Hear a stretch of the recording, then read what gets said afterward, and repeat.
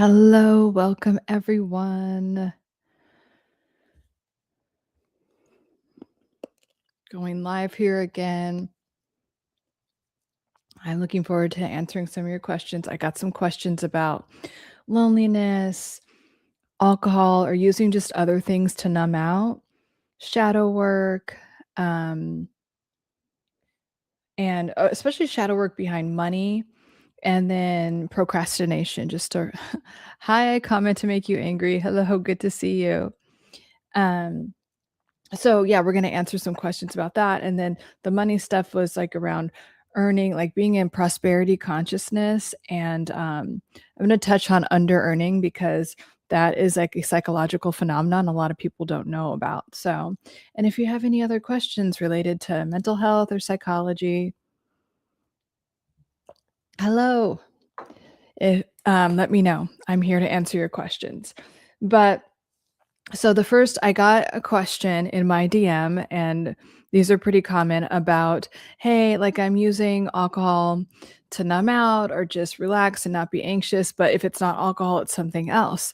And they had the awareness to know that they were numbing out. Like it's a bad habit, but I'm doing it to numb out because I feel lonely and then I'm worried about some things. So, and they're at a point where they're like, I don't want to do this anymore because I'm doing X, Y, and Z to better my life. And I started these things, especially at the beginning of the new year. They were saying, like, I've decided to, and I still have great momentum going around all these things, but the alcohol use is getting in the way, or I'll use video games or something to numb out, right? So it's kind of like you're making all this progress, and it's kind of like you stop yourself from doing even more progress, and then you numb out. It could be even with like Netflix, right?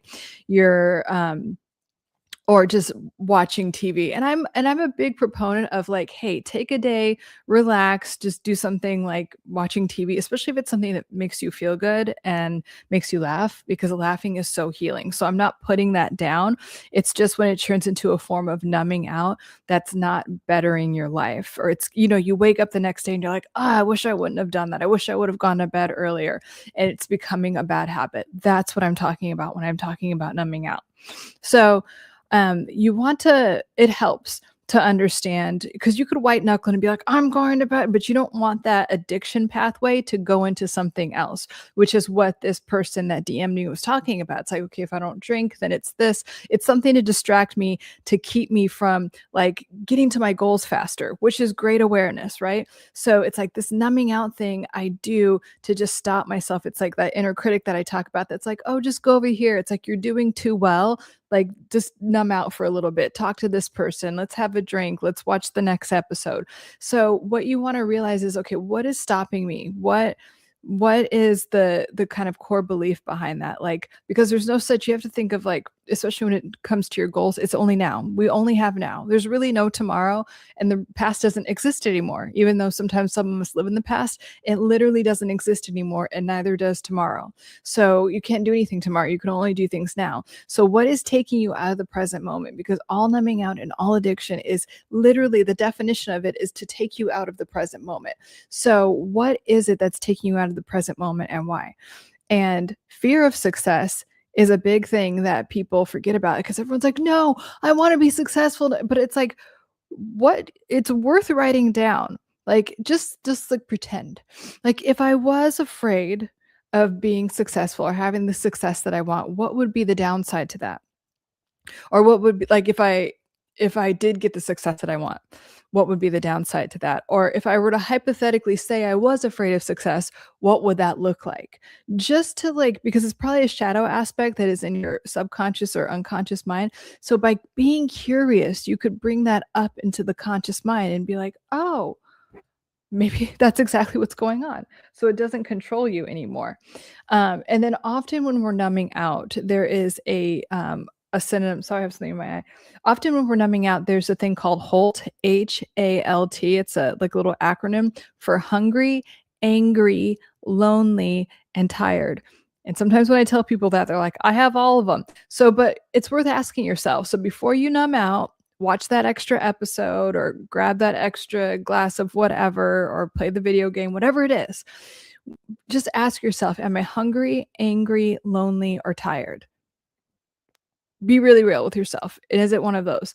And if it is, be like, then ask yourself, how can I, if you're hungry, get your basic needs met. Now, are you hungry because it's 2 in the morning and you should be asleep, or is it because you need to, balance that out? Eat something if it's that. If you're tired, again, we need to get our basic needs met. And where is it? Because some of us overgive so much. I've had to talk to so many people. I've had so many clients where I'm like, you are not even getting your basic needs met, like sleeping enough. And I need you to make that a priority because that's going to affect your health and everything else. And when you do, I promise you're not being selfish and the world won't end. In fact, the world will get better, including yours and everyone else's. So, um, being aware of that. And then also, if you prioritize sleep, you can get a lot more stuff done, because it's not like, oh, I could stretch out this hour. I could stay up till da, da, da. You cannot stay up till 2, 3 in the morning all the time. You will dysregulate yourself. And I want you to know that. Yes, Holt. I like that. Holt is hungry, angry, lonely, tired. And so, and if you're angry, okay, well, there's an opportunity. Angry is just an emotion. All emotions are energy and motion. They move through you, they don't last. But what is there? I like when people feel angry because it could be a catalyst for something and it could be an emotional release. We just don't want to store that in the body. What we don't want to do is suppress it, okay? Because again, remember, your brain is here.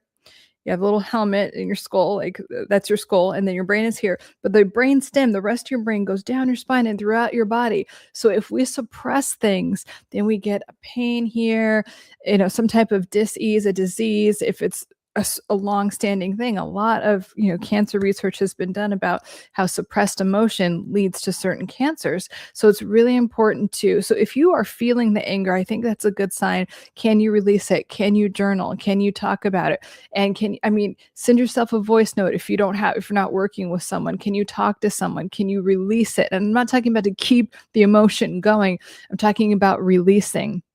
And really, in letting go, I have it somewhere. I think it's in the back over here. Yeah, it's this one, letting go. It talks a lot about releasing emotions and how to do it properly. And when you do it, you can literally become the next version of yourself.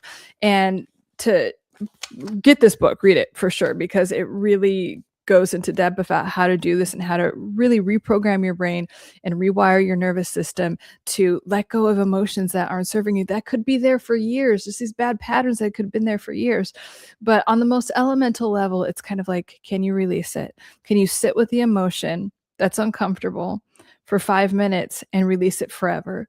And just sit with it and breathe through it and let it out and let it release through you. And so if you're feeling angry, or any emotion that is uncomfortable. The book is called Letting Go by David R. Hawkins, Dr. David R. Hawkins.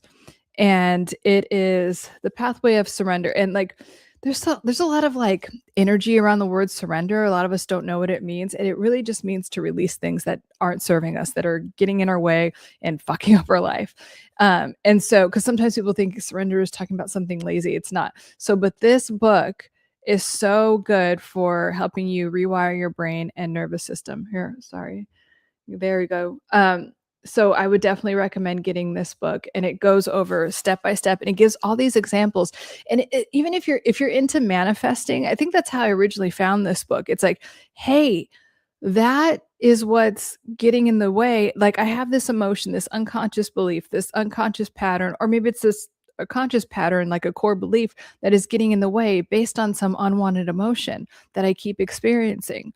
In my life, it was like sadness for me. But so, and then the lonely, so hungry, angry, lonely, tired is HALT, that symbol. And then with loneliness, so loneliness is like, because you can be in a relationship. The times I felt the loneliest before I did the inner work was when I was in a relationship. So it's like, if you are feeling lonely, where are you not allowing yourself to be seen or heard or taken care of?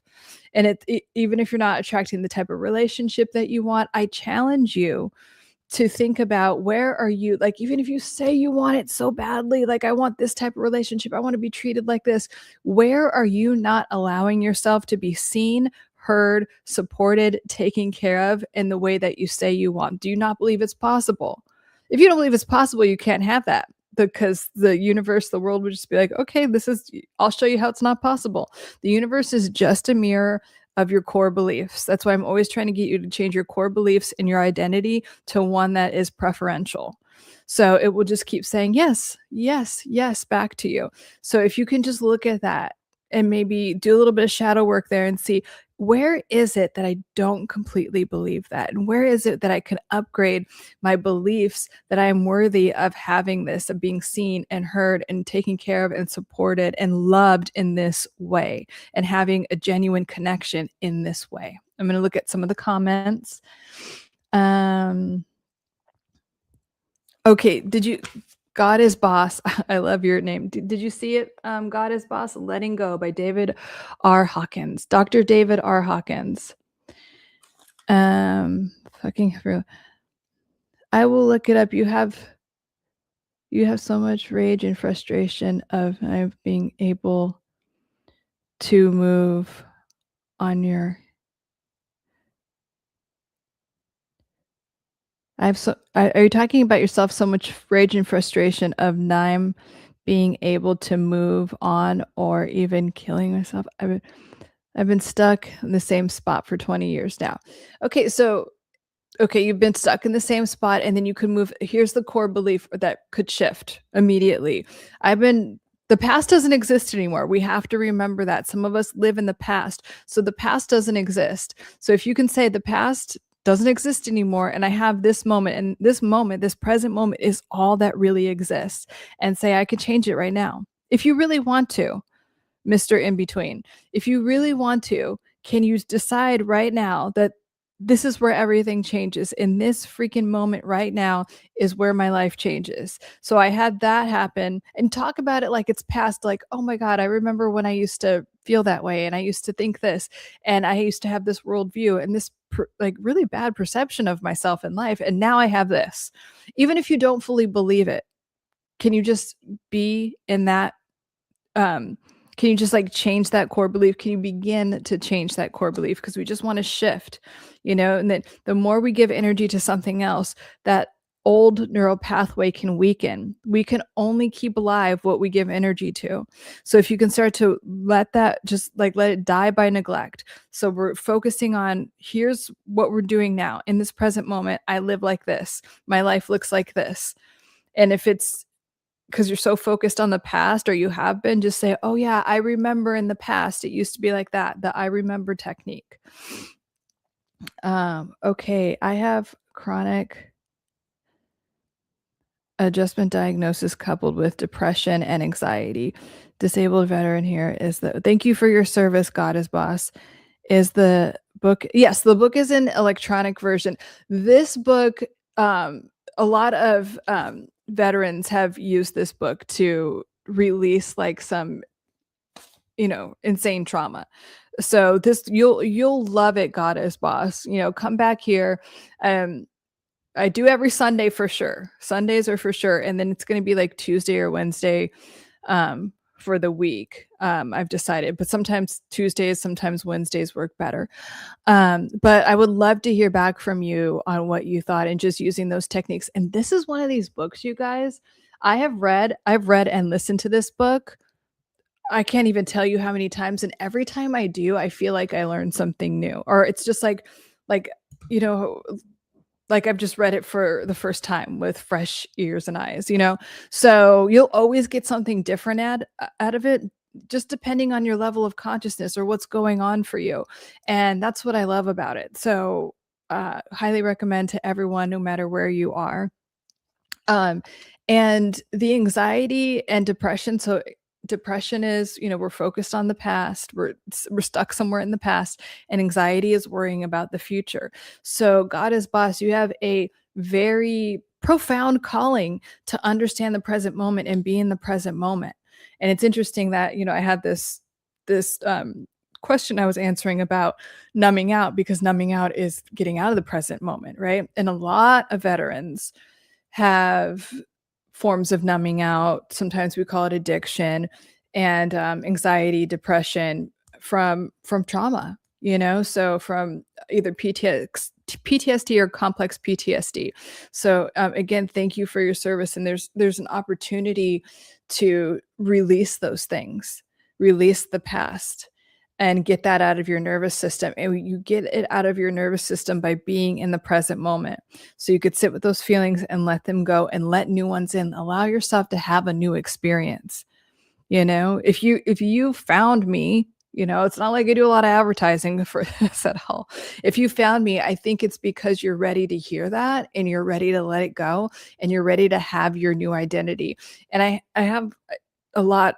I talk about this. I do this exercise a lot, especially in my courses at the beginning. I'm like, if you woke up tomorrow and you were living the life of your dreams, what would your health, wealth, relationships, career, your relationship with God, universe, spirituality, whatever you call it, what would that look like? And I want you to write down every little nitty gritty detail and start feeling into that and living almost like you're delusional, just like living in that, like, oh my God, isn't so great that because once you give energy to that, that's what you'll get more of in your life. I've cleared up a lot of health issues like that. And that's why when I started my private practice, I was so passionate about helping people with certain health issues because I know, that's what it did for me. And like, it's been proven now, like your mind can completely alter your physicality, right? That's why you've heard of people like talking to their cells, like, oh my gosh, cells, like, I'm so glad, heart, that you work well and all this stuff. And thank you for radiating and giving me glowing skin and hair. So when people talk to their cells, things happen. What are you doing on Sunday? So I go live on Sunday. So I'm starting to live stream more on this channel. And so on Sunday, we're calling it Soothing Sundays, and it's to get rid of if you have Sunday scaries, you're worried about, but it's to recalibrate your mindset to have the most amazing week and to talk if you have any questions and just to have like a soothing Sunday. And because some of you guys are joining at different times, I'm going to try to do it earlier, maybe like I'm in Pacific time, so maybe 5 p.m. Pacific, so that's 8 p.m. Because one of the things I talk to you guys about is getting to bed at at a good time. So if I'm going live when it's like midnight for you guys, I want to, help out. And if, and then you guys in Hawaii, it's like early. So Soothing Sundays, it will be early evening. Did I miss? I comment to make you angry. What do you mean when you say how you want? What do you mean? Did I say that? Can you clarify? Do you believe in psychosomatic pain? Yeah, yes, I do believe in psychosomatic pain. Psychosomatic psychology is very interesting. And it's also, you guys, psychosomatic stuff it's a survival technique. So it's a way for your body's so smart. And so if you, sometimes like we don't want to think about a trauma that happened or something that happened. And so your body will and it's a way to protect you, but then it gets uncomfortable, right? And I'll tell you a really funny psychosomatic thing, right? So in the Victorian era, women were not allowed to, I hope I don't get in trouble for saying this, but like women weren't allowed to masturbate. So a very common neurosis or like psychological thing that people would have with like Victorian, like their hands would go numb. Their hands would go numb. So because that was not appropriate and it was very ingrained in the culture at the time that women weren't even supposed to like have like sexual, like anything. So like obviously masturbating wasn't the thing. So and as you know that like you don't ever hear about like hands going numb or anything anymore because things have changed, right? And I think that was when the vibrator was invented because of that. And so the women would go to the doctor to, so you could look up the history of the vibrator. It's interesting, but that is a form of psychosomatic pain or psychosomatic symptoms that can show up when you have like a certain belief or a certain trauma associated with something and you don't want to think about it or recognize it, or you might not even be conscious of it, but you have some type of pain that shows up in your body that the doctors cannot account for. It's psychosomatic. And I've with a lot of nurses, I've had a lot of clients that are nurses and massage therapists that have a lot of psychosomatic, like they have rashes that can't be explained. And it's because they're in these situations. Think about being in a hospital, you're absorbing so many people's energy, or you're doing massage and you're absorbing a lot of people's energy.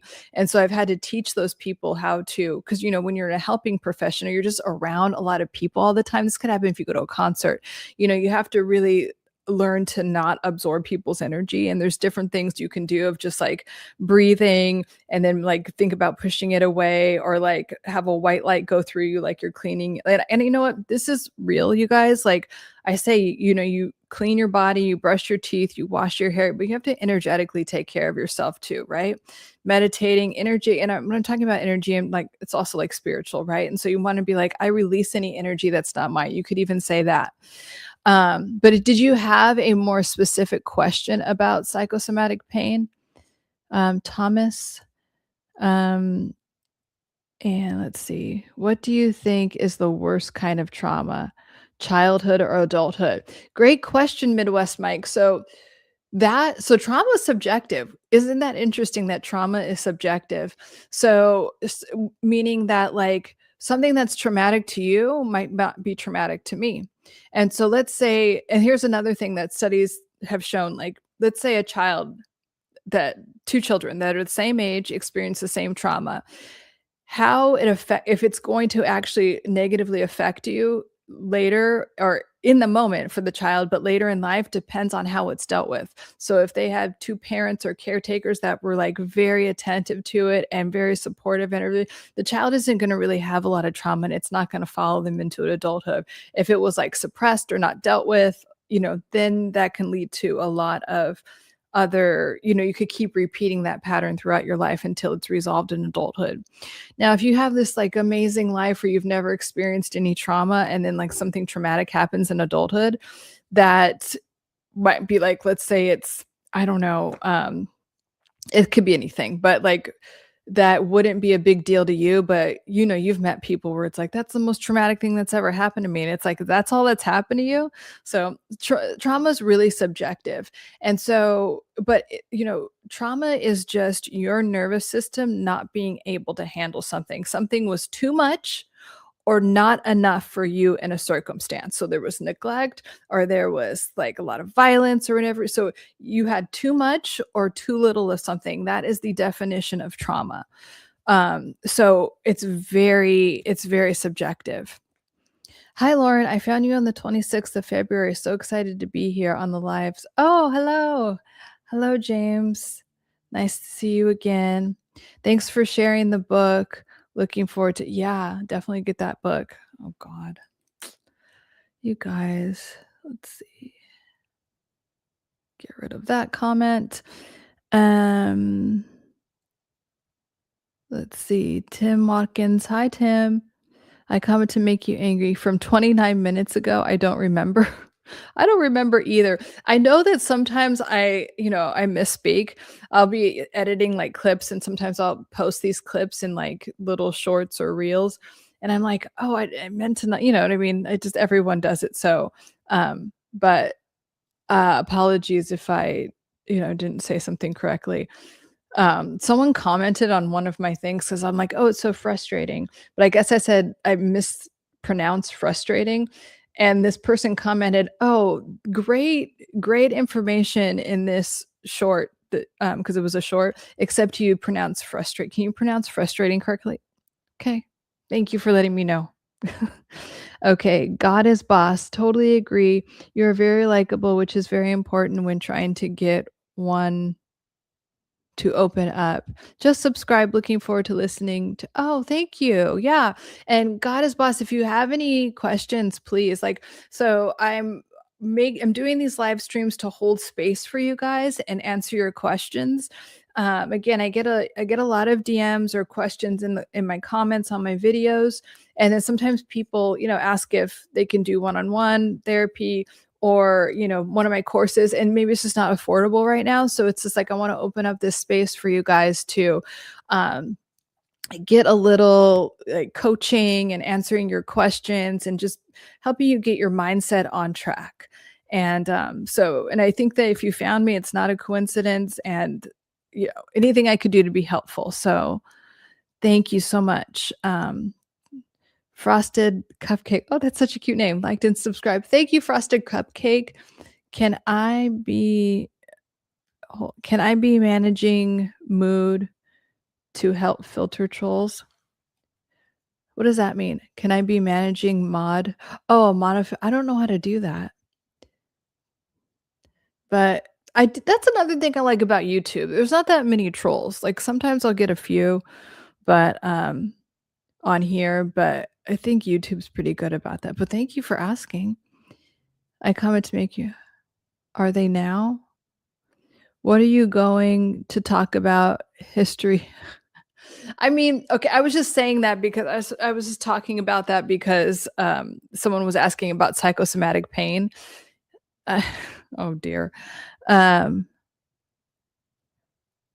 Janita, hi, I'm doing well. How are you?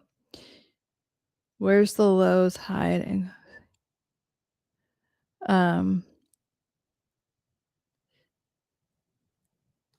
let's see. I struggled to get and keep jobs.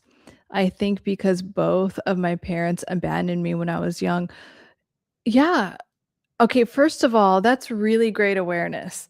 And I'm actually going to talk more about money and under earning, which is this falls under earning, and under earning is the psychological phenomenon where you don't there's a part of your brain that stops you from receiving the amount of money that you deserve, the type of jobs that you deserve, things that are related to worth and money. There's a part of you that's blocking that, and it's called under earning. Or if you get it, if you have a certain, like say you want like $100,000, then you'll get $100,000 worth of debt. Like so, you're never like feeling safe around money or safe around like job stability or job security. This falls under a psychological phenomenon called under earning, and it can actually be an addiction. There's literally like 12-step programs for under earning. It's really interesting. Um, let me mute this guy.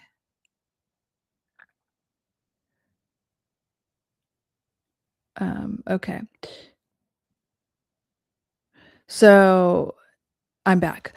And so anyway, so that's really good that you've made that. That's really good awareness that you've made that correlation between, okay, I got abandoned and now it's hard for me to keep jobs. So let's let's think about it this way. What is a job? A job is some place you spend a lot of time.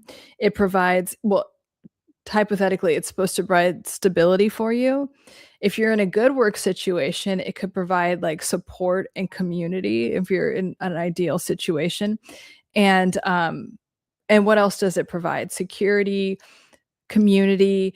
It's a place where you can show up and your value can be seen. And so you didn't get any of that from your parents, I'm assuming, if they abandoned you. So if you're showing up at a job, there's part of your brain that thinks, well, if this happened to me as a child, it's going to happen to me again. So your belief system is attracting maybe jobs that and you're saying they're good jobs. I keep good jobs.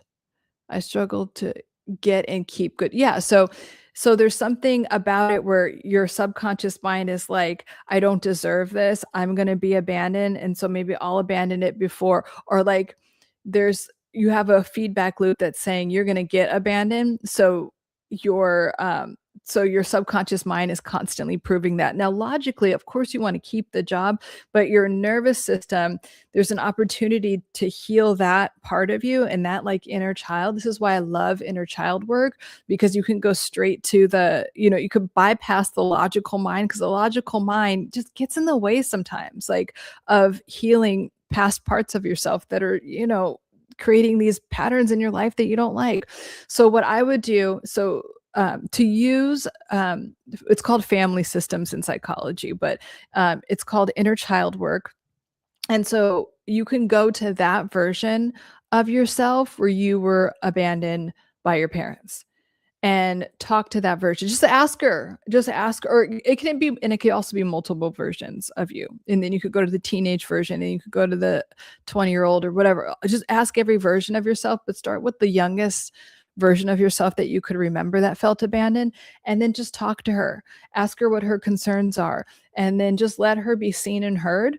And then after that, comfort her and let her know that it's now 2026, that it's now the present moment, and she doesn't have to live like that anymore. And you're going to take care of her, and you can have a good job where people love and support you, and your skills, talents, and abilities can be seen and expressed.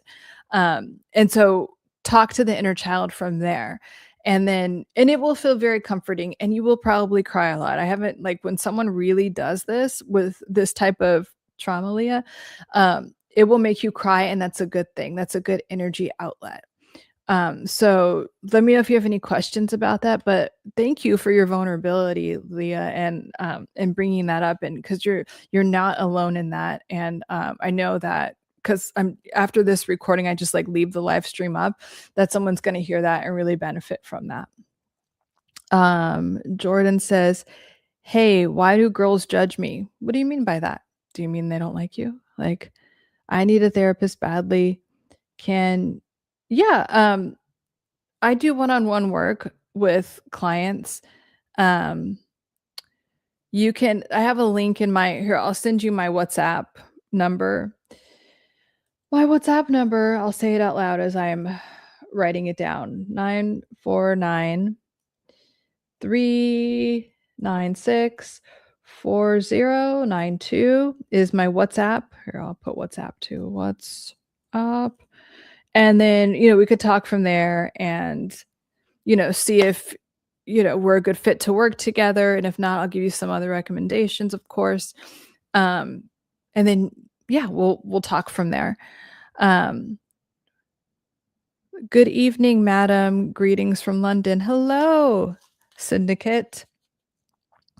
Greetings from London. Thank you for joining in. Oh no, I wasn't. It wasn't a mispronunciation. You mentioned something and then you spoke to someone else, and then I forgot what my question was about. The train just kept rolling. Gotta keep the train rolling. Well, if you remember, let me know. When one loses their parents, they're a hack.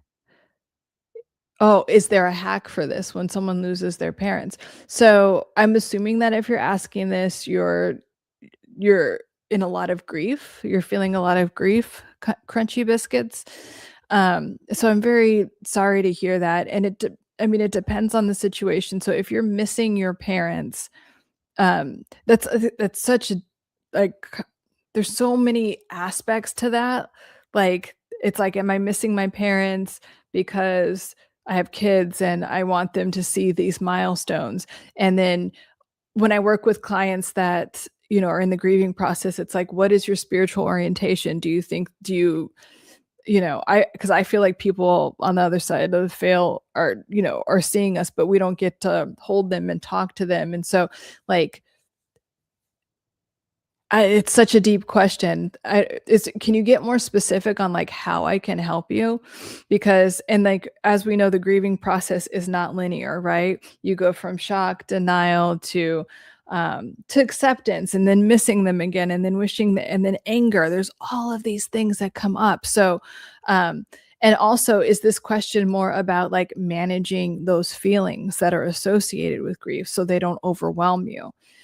That's a big thing too. And I think that that's probably, like, when I do work with clients around grieving, it's more about, how do I manage these feelings? Okay, they're gone. How do I manage these feelings? How do I keep going? And then in that case, I would say, like, what would your parents want you to be doing? Because I know that people on the other side, they don't want you to be sad all the time. They want you to be happy, and they want you to be living your life and doing things. There's this, like, club or whatever called Nikki Beach. And like, they have all these clubs around. They're like beach clubs, and they're kind of bougie, and they're called Nikki Beach. And Nikki Beach was invented because these parents lost their daughter, Nikki. She's a party girl, and she loved to party and, do all these things. And so they're like on vacation trying to live their life, and they're crying, and they're like, Nikki would not want us to do this. get chills. But they were like, Nikki wouldn't want us to do this. We have to do something else. And so they started Nikki Beach in her honor. So I love things like that. It's kind of like, okay, I miss you, but can we do things like in your honor, like knowing that you're still watching me? Another one of my clients like was so upset, like just really had a hard time when her mother passed. And so I'm like, what if you just asked her for a sign? And she did. It was like she asked for a four-leaf clover and she could not stop finding four-leaf clovers like on her walks. So there's so many things that you could do for grief, and managing those things and not letting them overwhelm you without suppressing them. We don't want to suppress, we want to release. We want to like let those feelings move through us. All emotions are energy and motion. So we want to constantly remember to breathe and release them, let them move through you, and know that they aren't going to overwhelm you or control your life. I need to open up ever since I was in jail. Well, yeah, probably, yeah. I mean, we always need to open up and talk. Um, so yeah, if you wanna work one-on-one with me, um, message me on WhatsApp and we'll chat. I have been going through so much with people at work, AKA toxicity, relationships. Can you give a little advice? Oh my gosh, yes. Um, Toxic relationships at work are one of the biggest topics I get, because it's kind of like, again, you spend a lot of your life at work, so you deserve to be in a good, safe environment. And I say that to start answering this question because sometimes we have a core belief that's like based in scarcity, like, oh my God, I'm just happy to have this job. Even maybe not, maybe you don't feel that now, but maybe when you got that job, you're like, oh, I'm just so happy and to have this job, and I'm just gonna settle, and like, so I'm not gonna just keep my mouth shut or whatever. When you come from a place of scarcity, that will be reflected in your environment, in work situations that don't respect you or support you or care about you. So starting there to change your belief system, and the fact that you're getting fed up, like you're saying you're going through so much. I don't actually, you didn't say you're getting fed up, but it's actually kind of good to get to that point, because when you are fed up with something, that means you no longer accept that behavior, or you're right at the precipice of like elevating your standards, because life will always meet you at your standards. If something is going on in your life that you don't like, somewhere in your subconscious mind or unconscious mind, you are okay with that stand. You're allowing it to happen. So once we elevate our standards and say, I don't tolerate this, and I deserve, and I only work at places where I get paid this much and I'm treated this way, and like really sit down with yourself and decide, I, whatever your name is, work in an environment that only has these type of people that make me feel seen and heard and safe and supported, and I get paid this much, and I only work this much. Because a lot of toxic environments, they work you to the bone. So I only work this much. I have excellent work-life balance. So getting all of that down, and then actually in real time, because okay, let me go back to this for a second. Once you shift your identity, new opportunities will open up, or all of a sudden, all these toxic people, they get fired or they get a new job. I've seen it over and over again. When you shift your identity, everything else will shift. You'll either get a better job or another better opportunity, or everything at work will shift. I promise. Um, Let me delete that comment. And so, but in real time, dealing with toxic people, a lot of my content is about toxic people with personality disorders and narcissistic personality disorders. And in work environments, it's really frustrating because they can use power dynamics, taking credit for your work, cutthroat type of things. So you need to really be strong and stand your ground. But the first thing you need to do is what I call be the color beige, be so boring. So you get what you're like a machine. You just get what you need to get done. You act like happy and unfazed. Nothing's bothering you. You're not doing anything.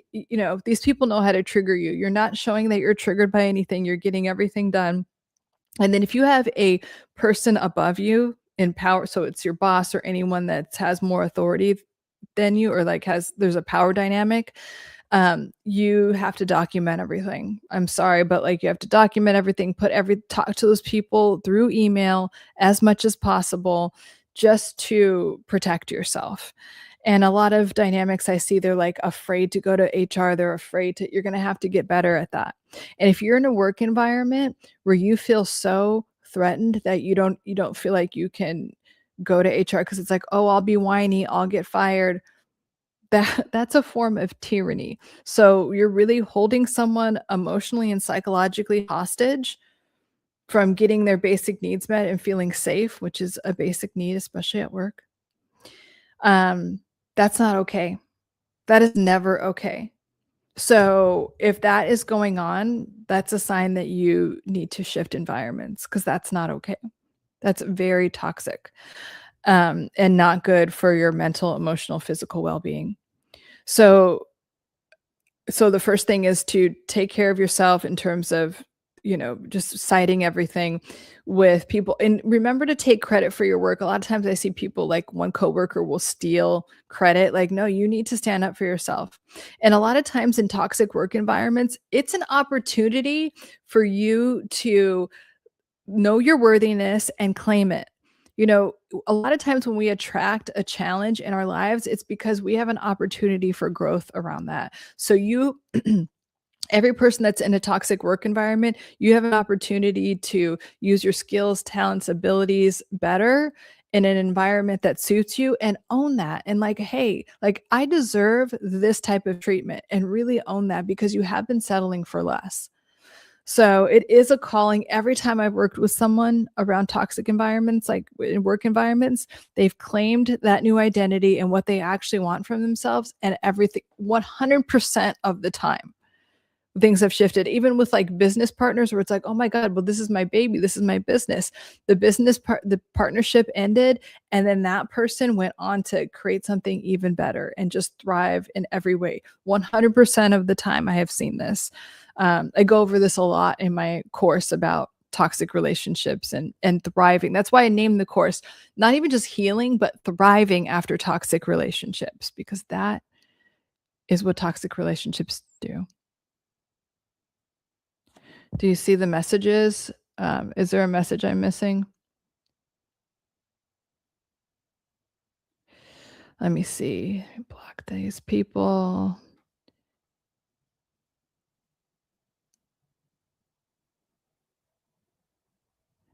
Okay. Just get through it. Can I be managing?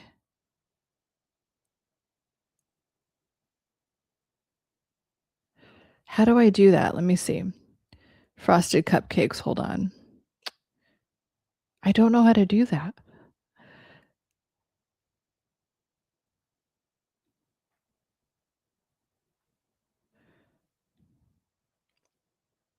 You know what, Frosted cupcakes? I would actually love a moderator.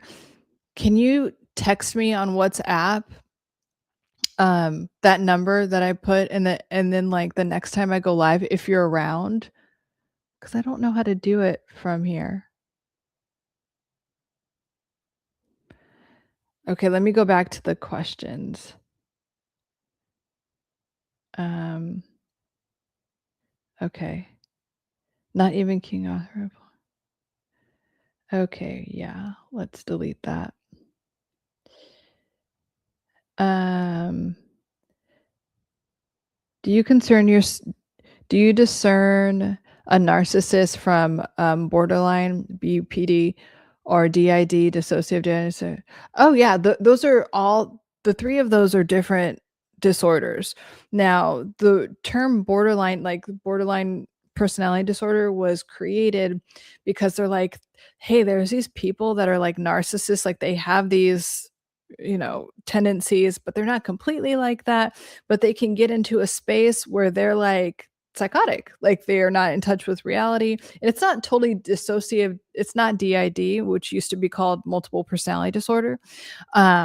But it was called borderline because it's like they're right on the borderline of being kind of like in psychosis, but they're not really. And then, but they think in black and white terms.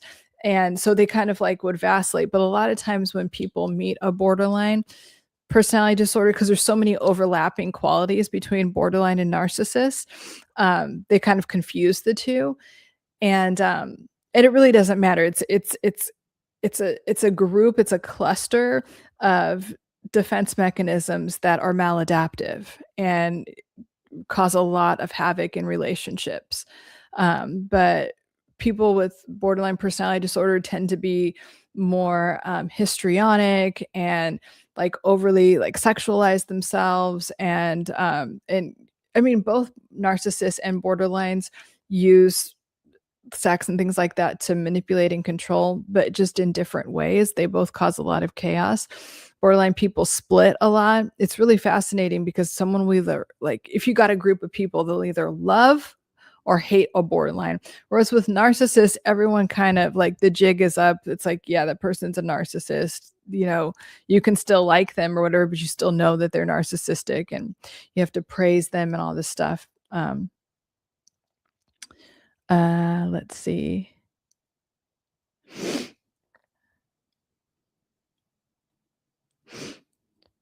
Uh,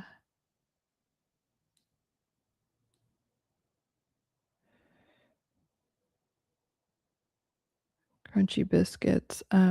Okay, just got to work through it. And like, I think you're talking about the grieving. Yeah, like there's no like hack, like that's true. There's no like, oh my God, now my grief is gone. It's something that, I mean, people will say this is just always with you. You miss that person.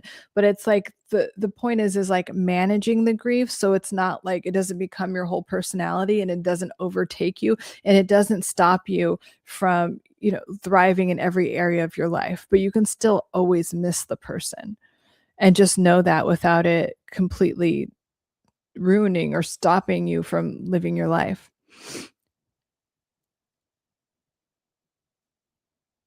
Yes, my job pays me really well, but it not worth the mental. Oh my gosh, I cannot tell you how many times I hear that my job pays me well, but it's not worth the mental health and it's destroying me. And this also goes under earning, right? So under earning isn't just about making not making enough money. It's about receiving what you're worth and receiving what you want, need, and deserve. So a lot of people make like millions of dollars, like make a ton of money, but at what cost?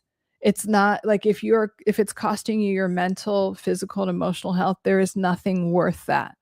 And so I would look into, because I don't want you to have this happen again, J Ro. Like I don't want you to continue to like if you leave this job and then this happens and it's a pattern because you have this subconscious belief that I have to suffer to get paid well. I have to suffer to have a good job. Like a lot of people have a subconscious or unconscious like contract and like really hardcore core belief around suffering, and that suffering is necessary to have nice things. Suffering is necessary to feel safe. It is not.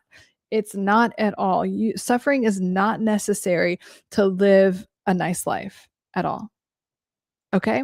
So there's some opportunity for work and like discovery, self-discovery around not having a life that involves suffering, and that you can have whatever your job is paying you, J-Ro, you can make double that, triple that, and not suffer and not work the hours that you work. And like, but you get to know that that's possible first. It won't be possible if you don't know that's possible.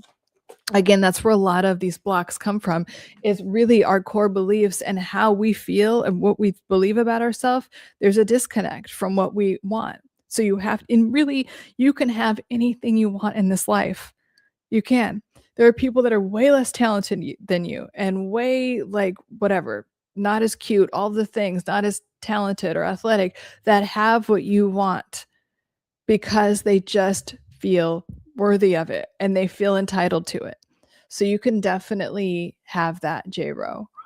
And I would definitely like just sit down and do some writing about that, or talking to someone if you are working with someone.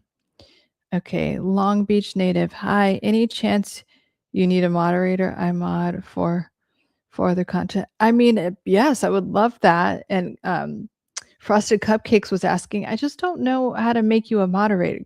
So can someone explain in the comments how to turn you into a moderator?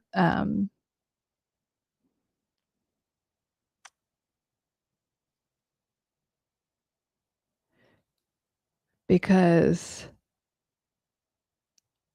I don't know. Okay. Um, awesome.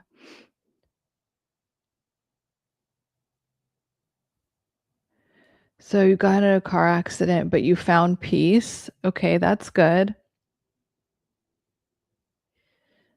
Let me delete this. Sorry. I'm like, I get so excited about answering your questions.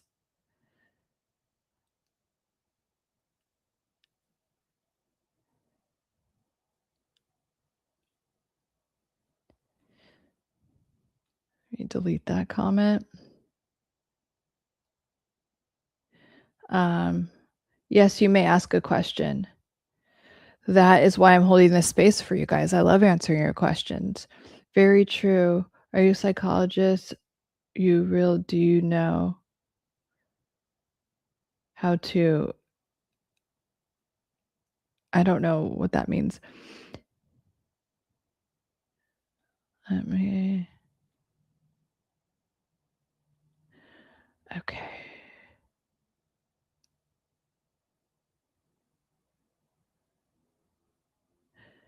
Um, let's see. I was taught people with BDP have fluid personality. They can alter their personality to match or dominate the person they're dealing with, whereas the average person has one distinct personality.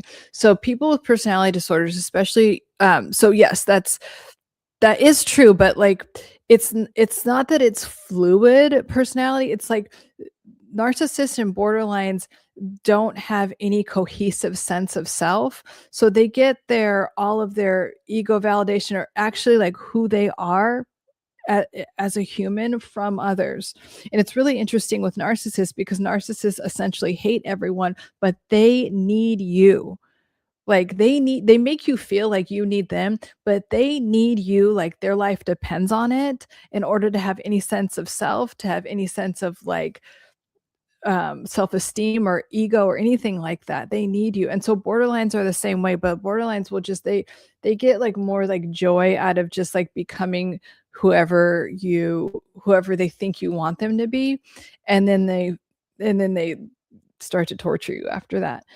So it's not, I wouldn't call it like fluid. I would just call it like complete, like they don't have a sense of self. And so they have to get that from other people. That's kind of why they're energy vampires. They're literal like psychological parasites in that way. Um, no, I'm not married.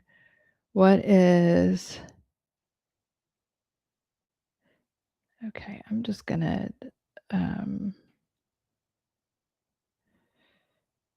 okay.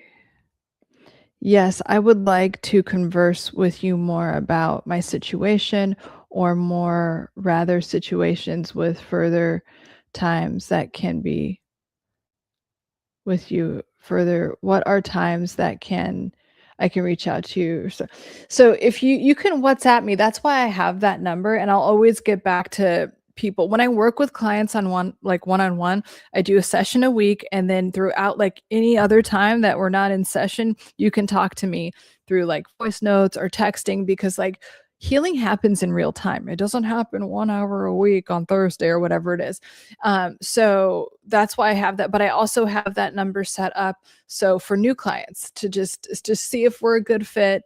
And then if we are, we just go from there and we start working together.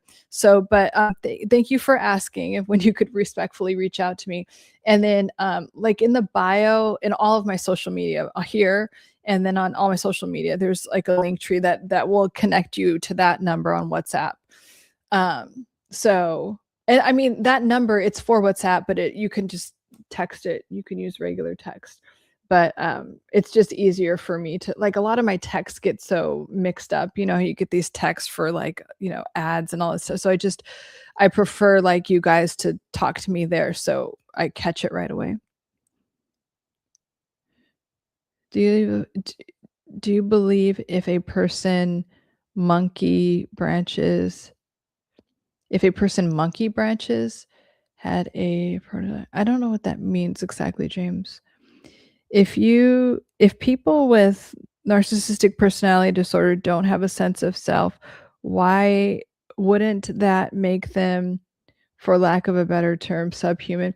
I mean, that's why people, that have dealt with narcissists, they're like, they're not human, they're demonic, they're all these like things, because it's kind of like really heartbreaking really heartbreaking when you meet someone and then in the idealization phase, also known as the love bombing phase, you feel like, oh my God, this person is amazing because they've studied you and they're becoming who they know that you want or need. And so it's like, oh my God. And then to find out that that person that you fell in love with or that you just thought was so amazing and you started a business with or whatever it is, that person didn't exist. They were just becoming whoever to draw you in to get their ego needs met.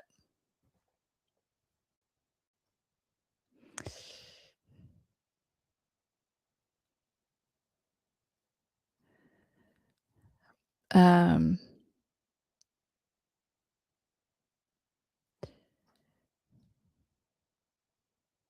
I look every time I live stream, I look like someone. Someone's always like, "But I have not gotten Mandy Moore before." I remember liking her.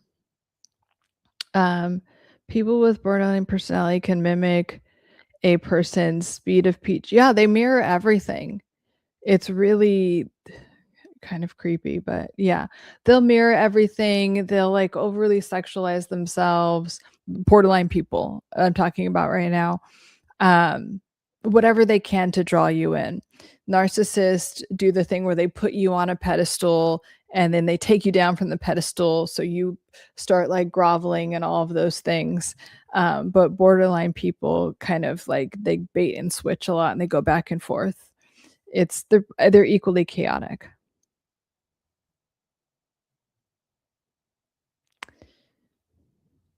Okay, let me. Um, yeah, yeah, we're on the same page. I comment to make you angry. um,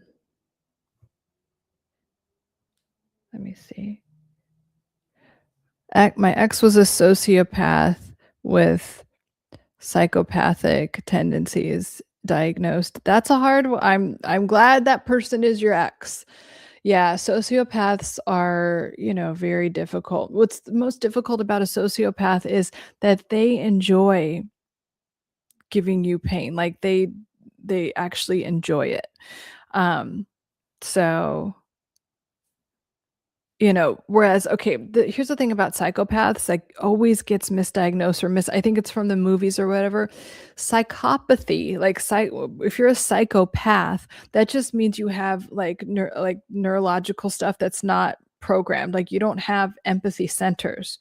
So, yes, technically, a psychopath could kill someone and not feel anything, but a psychopath is not inherently bad like a sociopath is. Like, a sociopath would kill someone and like it and like enjoy it, whereas a psychopath just doesn't experience pain like we do.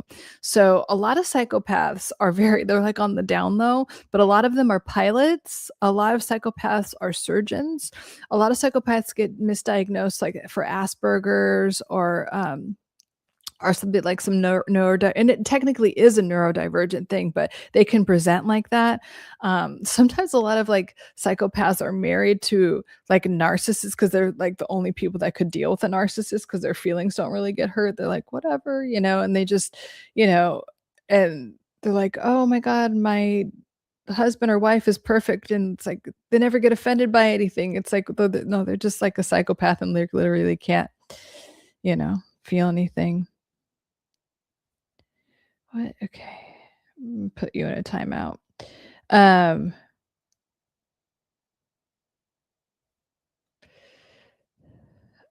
okay. Yes. Please DM me. Yeah. Or if you are a moderator, contact me on the WhatsApp number that's in my bio or that I put in the comments. because I could definitely use one.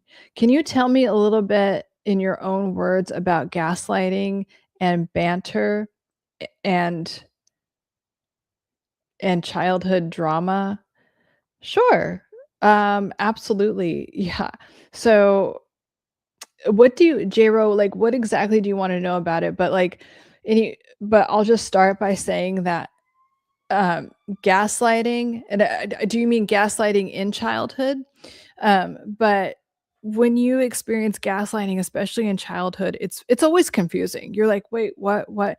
But when you experience gaslighting in childhood, it's very dysregulating for a child, and it's very confusing because you're told one reality exists, and then your caretaker or any type of primary caregiver tells you that, "No, this reality exists, and it could change in an instant depending on the narcissist or whoever's doing the gaslighting, whatever they want to control or manipulate or have you believe." So it's very confusing and it's very dysregulating, and it makes a child feel very unsafe. And so if that's not dealt with, typically it's not dealt, especially if it's a narcissistic parent, it's not dealt with until adulthood, and you experience a lot of narcissistic relationships and relationships showing up that are like, why do I keep getting these gaslighters in my life? It's like, oh my God,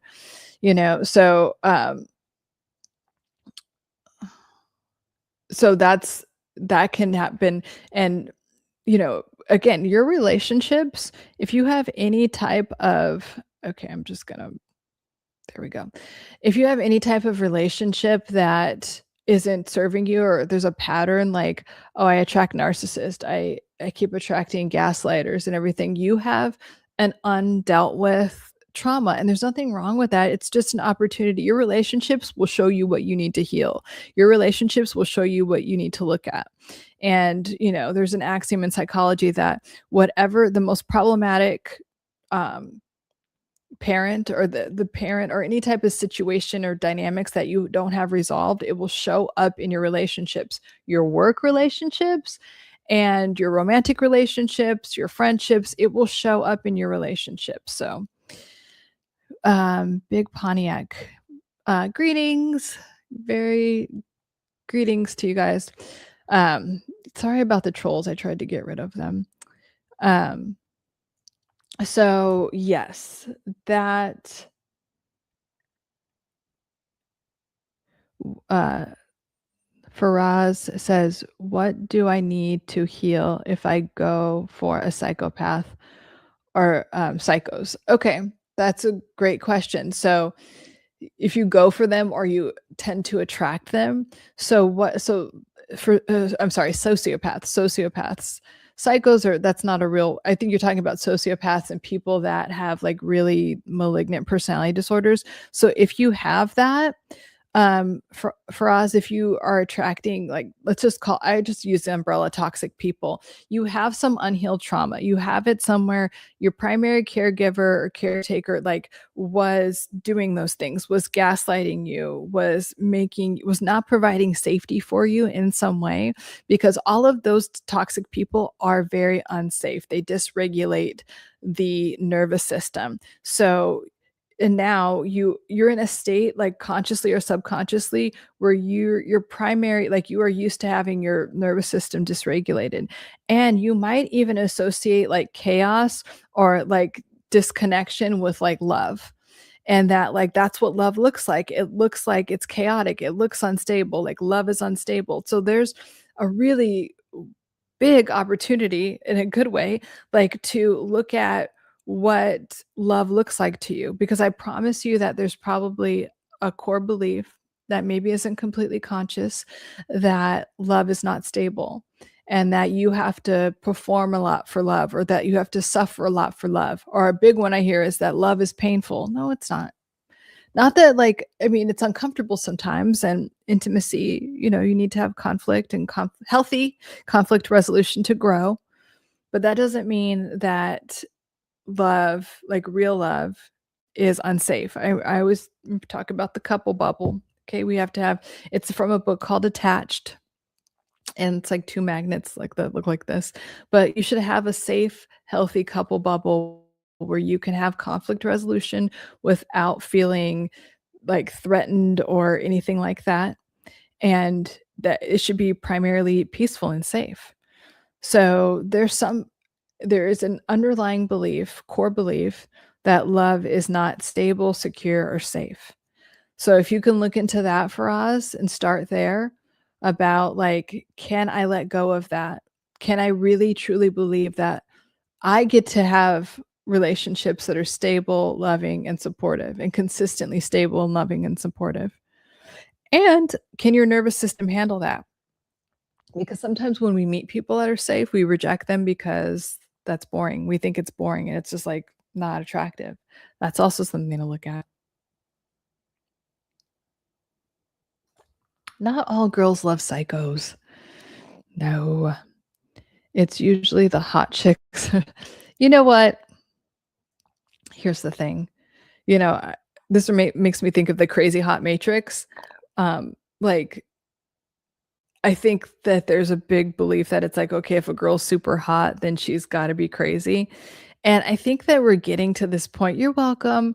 We're getting to this point, like, people are so self-aware, and I really feel like people are upgrading in terms of like their vibration and wanting to be not only physically hot, but also to be like, closer to God, closer to whatever you call your higher power. So, and I feel like that makes someone very sexy when they are, spiritually and mentally and emotionally aligned and care about those things. So maybe you'll get to a point where you don't even think the like you don't even attract that into your experience anymore because this is not hot. It's not sexy to you. Mike says, what? I'm sorry.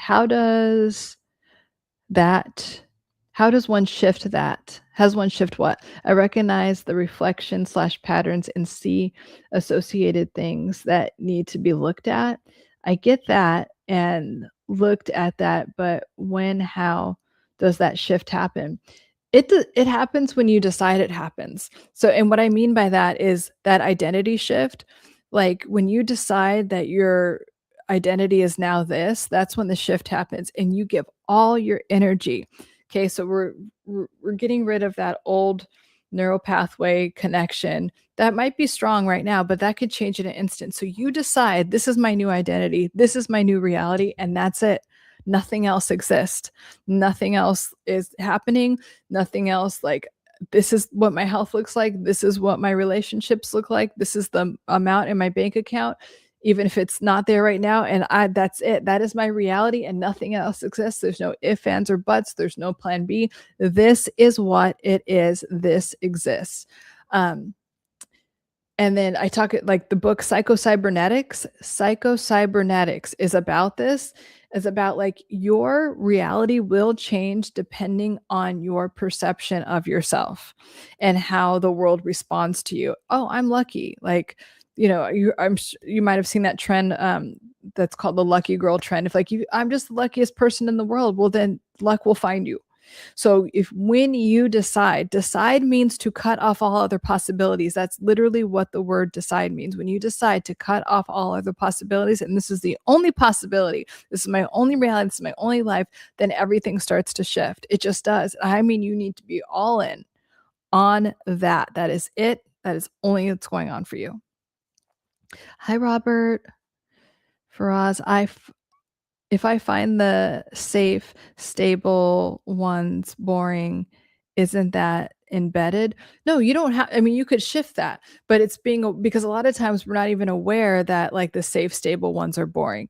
But like what I'm saying is like bring that into an awareness and like, and then go from there. Journal about that. So if I find what about a safe, stable relationship is boring to me? What makes me not connect to safety and stability? Because I don't want the instability anymore. I don't want the toxicity. So what is repelling me from the safety and security that I say that I want? And it's usually because you don't trust that you're worthy of that. You don't trust that it'll be consistent. There's something there. There is a core belief that is a false. Fear is false evidence appearing real. So it appears real right now. So that's why if you dig deep into that, you just get curious with yourself, like you're interviewing yourself when you journal about these things. And it's kind of like, okay, well, what about why would that be boring? Why would and what do we do when we're bored? We tune out. So why would I numb out to something when someone's trying to provide me like the safety and security and support that I say I want? And you have to be curious. Um, J. Rowe, Miss Clayton, how exactly will your treatment change whatever you're thinking you think accounts for my current problems, challenges, and symptoms? So my and all of my videos, my courses, everything I do is from a neuroscience. It's psychology plus neuroscience. So of course, we talk about the psychology behind things, but also the neuroscience. That's why like my thing is mental health hacker, because you have to like upgrade your software. Like your brain is like a computer, right? So we have to rewire certain things, and that involves neurological reprogramming. So whatever, and it's so different for everyone. It's so customized. That's why I constantly make videos about this and answer your guys' questions, because it's different for everyone. It depends on what negative, untrue core belief that you have and how we can shift that. And then how we can get you out of this work dynamic, and like what fear do you have that you're clinging to something that's so toxic for you that you need to move out of. So it's very different for everyone. But if you're doing this on your own and you're just watching my videos, then journal about this and constantly do self-discovery. But it is better to work with someone on some type of, because you could get the feedback, and the healing is just accelerated. So, and then like if you WhatsApp me, we can chat about it, and I'll be like, hey, here's what I would do if we were to work together. And you could say, hey, that sounds great. Or like, no, let me think about, you know what I mean? So it's up to you. But again, how I work is I have an hour-long session with my clients. We can do 90 minutes, but people usually like 60 minutes. Or sometimes people do a 60-minute session and a 30-minute session later in the week. And then, but all throughout that, like after we meet, whatever, let's say we meet on Monday, throughout the week, we're talking. How are you doing? I check on my clients every day. How are you doing? Let me know. Let me know if I could help you. Let me move that comment out. So that's how we would work together, just vaguely. But like to get really specific, is everyone is so specific, but I would start there with thinking about those things that I went over with, talked about with you, because you probably have some type of, that is the underlying thing is an under earning association with the fact that I have to struggle and I have to suffer to get my needs met. Really helpful, thank you. Big Pontiac, I used copper cups over 15 years. Woo, cheers. Nice.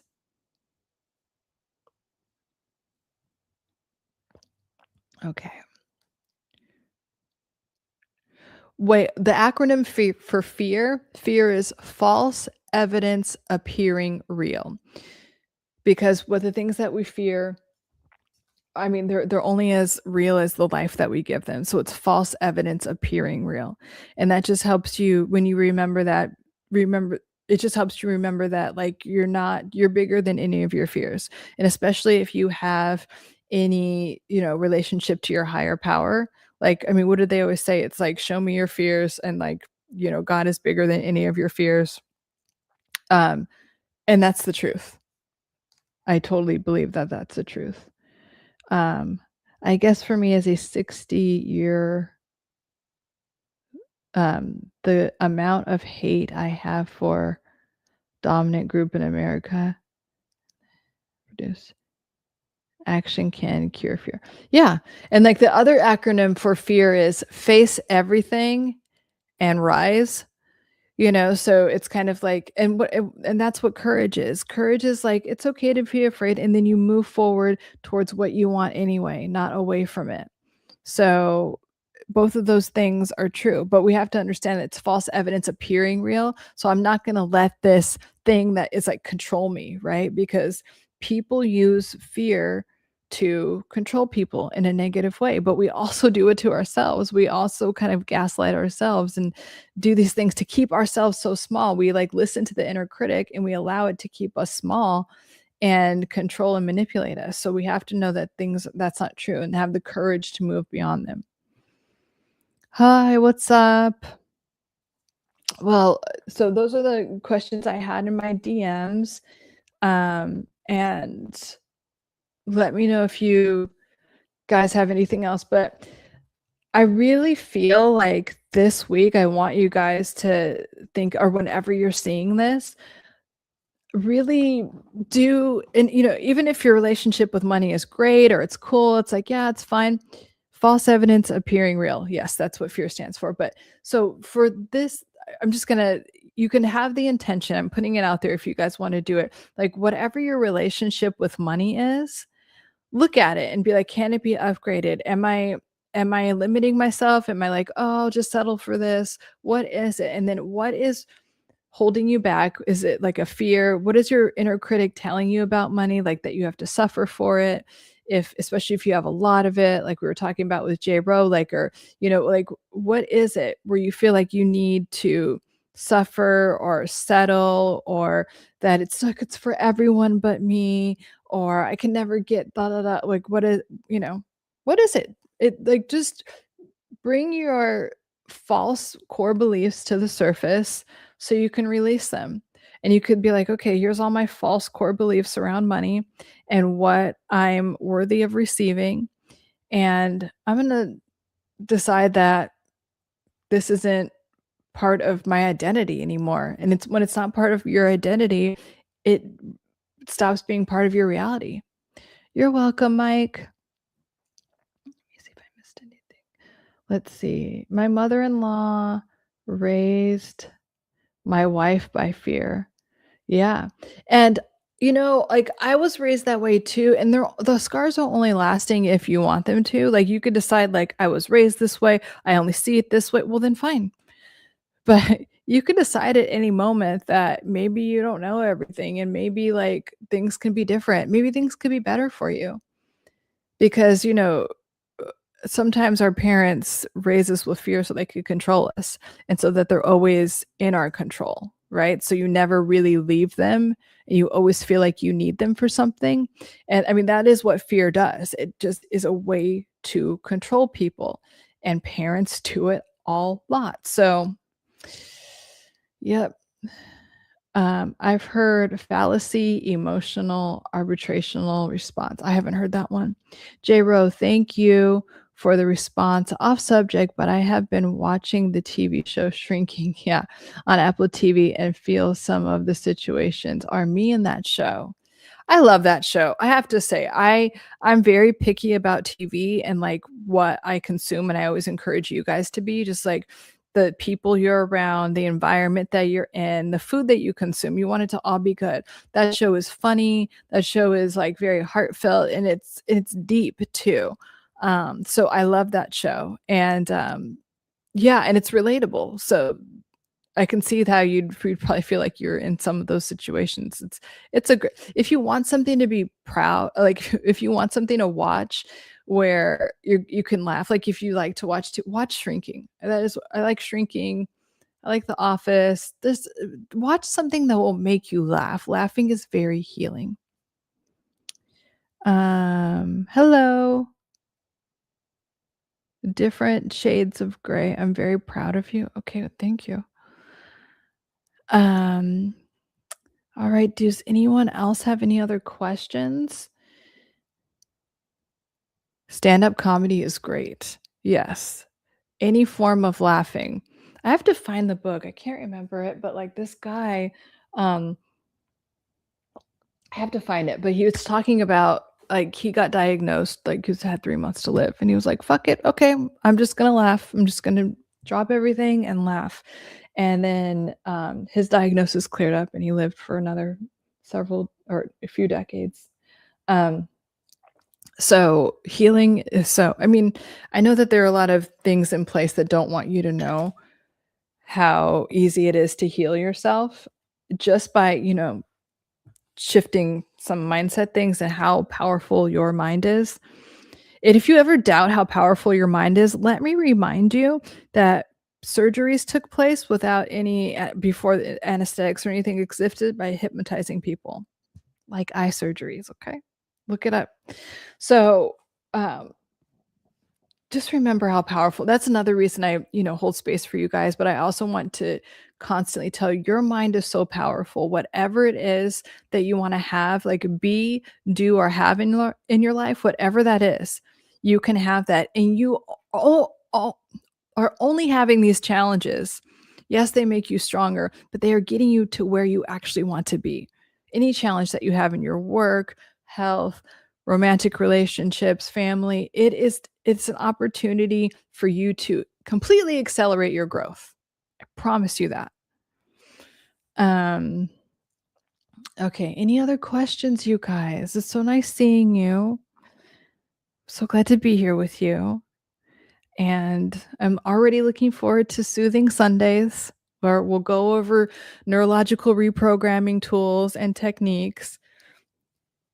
Yeah, yeah, you can text me and then we can talk about like one-on-one.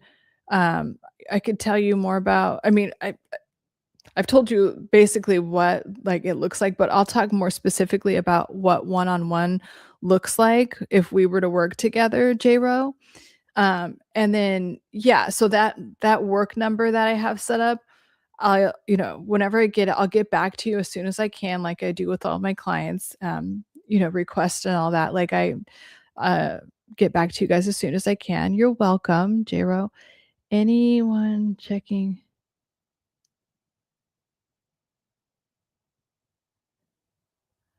I don't know what that means. Um, so I'm working on a game. I don't know what that means. Working on a game. Give me some tips. Um, but anyway, I'm gonna wrap it up. So nice to see all of you. And again, if there's a topic related to mental health, psychology, if it's just a general topic or something that you want me to go over, yes, swimming can be therapeutic. Anything that feels good to your nervous system is therapeutic. And I don't mean when I say that, I don't mean like, yes, eating a bowl of ice cream. Like, I mean, it can be, but like nothing that you're going to regret later that's going to further dysregulate you later. Ciao. It's absolutely a pleasure listening. Oh, thank you, Goddess Boss. It's so great to connect with you. I love connecting with you guys. I love helping you guys. I love holding this space for you guys. Sorry about the trolls. I think we got rid of them. But yeah, text me if you actually are moderate. And my other I actually don't know how to make someone a moderator, but I will figure it out. I'll look it up. Um, my son just had a psychotic episode, have 72-hour hold in the hospital. What do you think should be my next move for him?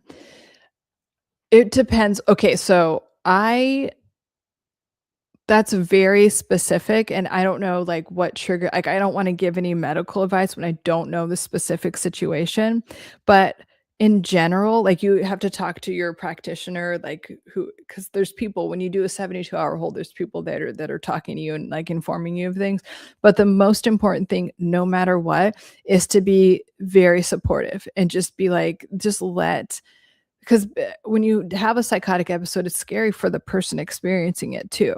So if you can just hold like a safe, loving space for that person, if you want to like ask if you can hug them, ask if like, without, and it doesn't need to be like, I'm walking on eggshells. It needs to be like, I'm a strong, supportive force here, keeping you safe. That energy, not like, oh, are you okay? None of that. Like, I'm here for you. I got you. You're safe type of energy. That's the only energy that you need to come with.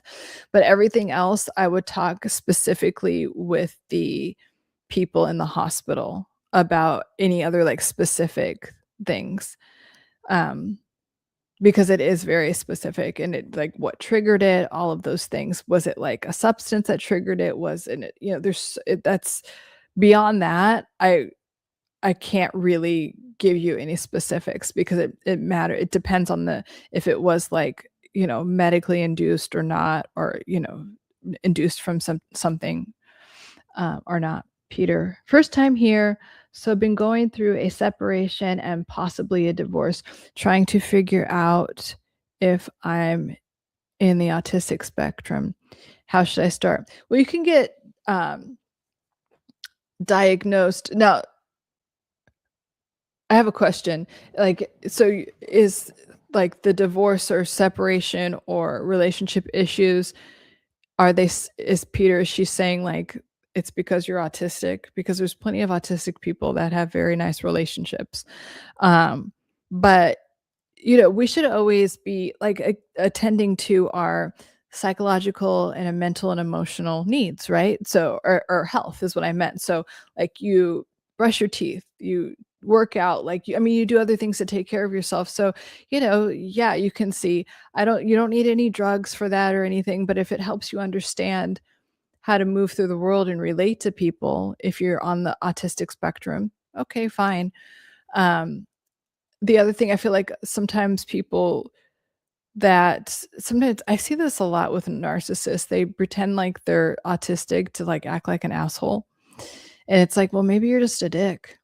Maybe, yeah, that's probably what's going on. There's a really good Curb Your Enthusiasm episode about that. It's like, no, you're just rude. When is your next live? My next live is Sunday. And I started calling it Soothing Sundays because of a recommendation from Mike. And just to like get your mindset ready for the week. If you feel like you have Sunday scaries, come on in. But just in I'm going to start those with the nervous system regulation techniques, just even if it's just breathing deeply, um, and encouraging you guys to do like meditations every day. Even if you meditate for 3 minutes, if you set a timer and meditate with your eyes open or if your eyes are open, you have to focus. It's better to do it with your eyes closed. And if you could just breathe deeply and exhale and imagine like, all the negativity or anxiety, whatever, leaving you, whatever it is, like you don't want to, um, that's not serving you. But anyway, we'll talk more about that on Soothing Sundays. But yes, that is the next time. And I'll start making announcements about it and like little shorts and reels and you can post things now on YouTube. So I'll make a post about it. You could also what's it called? Like on other platforms where you like on TikTok where you share it with other people. You can like share, like how they're doing. I don't know, it's cool. I like that. Curb Your Enthusiasm is classic. Yeah. On Curb Your Enthusiasm, there's an episode like where Larry is like, how Larry is, and he's like, oh, I'm on the spectrum. It's really funny, but a lot of people do use. So anyway, to Peter, to answer your question, going through a separation, like, have you done couples therapy yet? Because that's usually something people do. I wish people did couples therapy when things were going good, just to like check in. Bad timing. Are you leaving? No, I'm here. I was just wrapping up because I wasn't getting any other comments. Like, I love this girl. Oh, thank you. I comment to make you angry. I think that's about me. Let's see. So I have been doing a lot of self-reflection, great reading, self-help books, awesome, but random fiction book called About Asperger's. It's a fiction book about Asperger's, and I started doing self-assessments and seems I might be autistic. Okay. Maybe you are. I mean, I yeah, you could be. But typically it doesn't get in the way of any relationship problems. But I'm really glad to hear, and probably that's why you found me. If you're doing like self-reflection, I hold space and I tend to attract people that, take responsibility for their lives and they're not in victim mode, or if they are, they want to get out of it and out of victim mode. And they want to be like, hey, I'm ready to take the reins and have the best health, wealth, relationships, and career, and, connection with whatever you call your higher power. Like, I'm here because I want you guys to thrive. So I'm glad you found me, Peter. But let me know if you have, and the thing about like, separation and divorce, it's kind of like people sometimes grow apart. Can you grow back together? Another, person, Peter, and for everyone, listening that I love that talks a lot about relationships is Esther Perel. Esther Perel, you could look at her TED Talks. She has some really good TED Talks about relationships, but even if you just follow her on social media, you could see these little clips, and then she talks about relationships and the different phases of relationships and, you know, cheating and what that's really about and what the difference between love and passion and all these. She's really good about just talking about relationships, why people break up, and because people a lot of times people don't break up because they're like completely miserable. A lot of times people break up because they could be happier. So really interesting. Would you consider being a guest on another channel? Of course. Of course, I love being guests on different podcasts and channels, absolutely. Basically, she's shut down, so I'm trying to figure out how I should improve myself, trying to assess myself so I can go in the right direction. I was shocked what I thought was normal wasn't. Okay. Peter, I love this. I freaking love this. This is so much um like I love that you are taking this opportunity to better yourself and learn more about yourself and be a better version of yourself. That's awesome. Like first let's celebrate that win. That's another thing I want you guys to do is constantly celebrate your wins. You guys are so hard on yourself. A lot of us are. So can you celebrate your wins? Yeah, yeah, definitely contact me. So basically she shut down. Like we can't do anything. We can only control our behavior. So if she shut down, that is her choice. And sometimes in partnerships, one person just shuts down and they just decide because they don't want to work on themselves. Some people are so afraid to work on themselves that they'd rather shut down and find someone else that'll just enable them being shut down or closed off emotionally. So, and I don't know if that's the case for her, but I'm just saying that you stay in your lane, Peter, which it sounds like you're doing a great job of, and keep focusing on you and being the best version of yourself you can be. And sometimes when we shift, our environment shifts in a positive way. And then so she might come around and then she might not. But no matter what, I want you to be okay because from what you're saying, you're moving in an excellent direction. And so everything is going to work out in your favor when you do that. And even if it means like that relationship ends, maybe another one will better will come in, or maybe like Esther Perel talks about, sometimes you have like a completely different relationship with the same person because you evolved in some type of way, hopefully together. What are the percentages of divorced couples become cool again? Oof. Um, Depends on what become cool again means. Like civil because there's children involved and they're not like at each other's throats. I mean, I don't know exactly what become cool again means, but like to be kind of at least, somewhat what I'll call civil. It could I don't know the exact percentages because there's not really a lot of like scientific data about that's accurate because of course you're like self-reporting and things. And then people that are okay, they're usually not like talking about it or doing, so but I would say it's about like what I've seen in my private practice and colleagues and everything, I would say about like 60%. Like it could definitely get there, but you want consistently cool again, not like, oh my God, I hope they're in a good mood. Like, so, but it's possible. But can you be cool again? Can you not let that trigger you? Because if someone's toxic, they're always jonesing to trigger you. They're feeding off of drama. They're addicted to drama. So can you get to a point where you're not triggered by them? Because if they're toxic, they'll find someone else to trigger. They're like, I can't get my supply needs met here, so let me find someone else to trigger. So if that's the case, can you like find a way to like just step back? If there's parenting involved, you just gray rock the situation. You become as interesting as the color beige, and you only like answer like certain like things about, okay, drop off is here, pick up, like only the facts, like only what needs to be talked about. If you become really boring to a toxic person, they will find someone else to trigger. Peter says, if I have to simplify my life, has been mostly if I have to simplify, my life has been mostly about keeping others warm while burning myself. Yeah. The thing I see and understand her perspective in a way. I'm proud of her standing up for her happiness. Okay, great.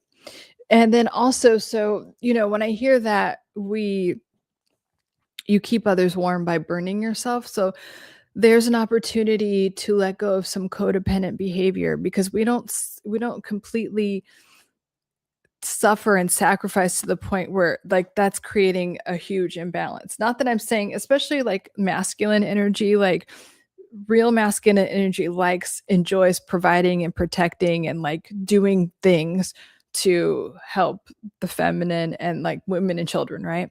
But like when you're at the point where it's like to your detriment, where you're doing things to your detriment, then that's an imbalance. There's some codependent stuff going on there where you are completely sacrificing your needs for someone else.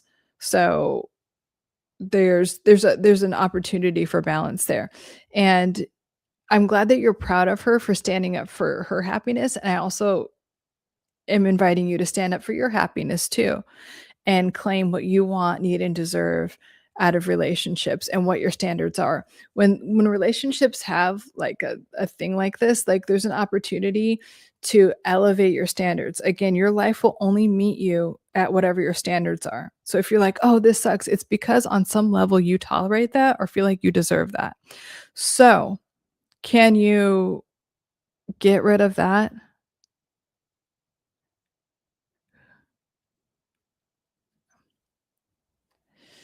Anyway, let me just delete this. No